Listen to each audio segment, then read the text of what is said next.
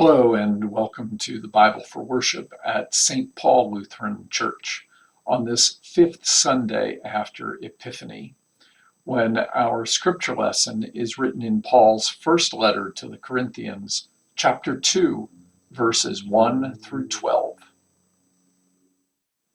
When I came to you, family, I did not come declaring God's testimony with superior speech or wisdom, because with you I determined not to know anything but anointed Jesus as crucified.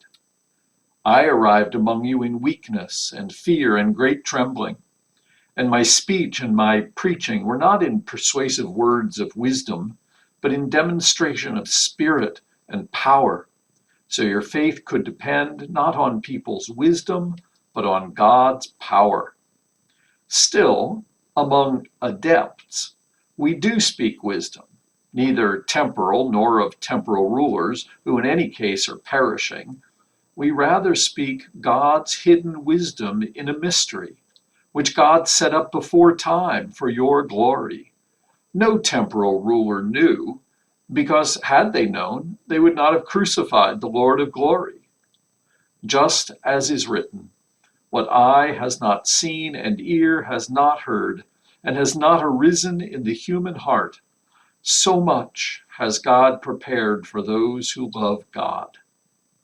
God uncovers this through the Spirit, since the Spirit searches everything, even the depths of God. Indeed, who knows what's in a person except the person's own spirit within? So no one has ever known what is within God except the Spirit of God. And we did not receive the spirit of the world, but the Spirit from God, so we can know what has been bestowed on us by God. The word of the Lord. Thanks be to God. Paul and the Corinthians. Oh, what a complicated relationship and story that is. Corinth, you see, was a major port city close to Athens and to the famous Greek philosophical schools that had grown up there in classical times of Greek power and that had been continued through the Hellenistic age and continued to hold sway in the intellectual life of the Roman Empire. These schools competing with one another, ever seeking wisdom and in order to gain power. It's like college graduates as rivals. My education is better than yours. No, mine is better than yours. And to all of this, Paul says, no, look at me. I came to you weak and fearful and trembling, so that the power of the Spirit of God would be seen in me, and that becomes the focus and the message of the gospel. It is not about highfalutin words. It is not about wisdom that someone took years to decipher. It is about God's Spirit, the only thing, Paul says, that could truly know what is in God, God's own Spirit. Just like for us, you can't fully know what's in me. I can't fully know what's in you. Only our own spirits within us know that. And so true wisdom, God's wisdom, can only be known to the Spirit of God. And yet, that, Paul says, is exactly what I have been able to bring you through my weakness and my fear and my trembling, but with the Spirit that God has put in me and brought now to you.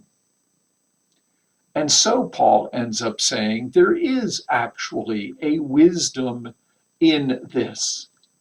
It is the wisdom of God revealed through God's Spirit.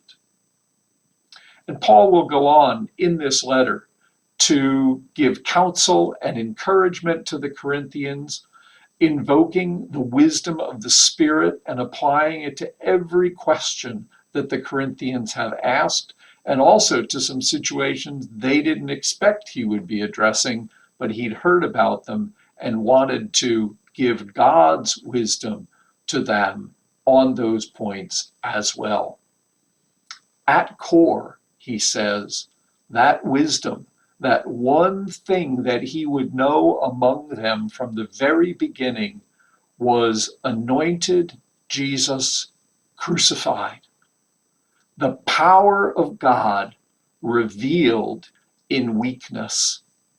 And Paul will go on through the letter to show how it is servanthood and love and mutual honor and regard that are the postures of the wise in this wisdom, and that unity of the community is the mark of the redeemed. God bless.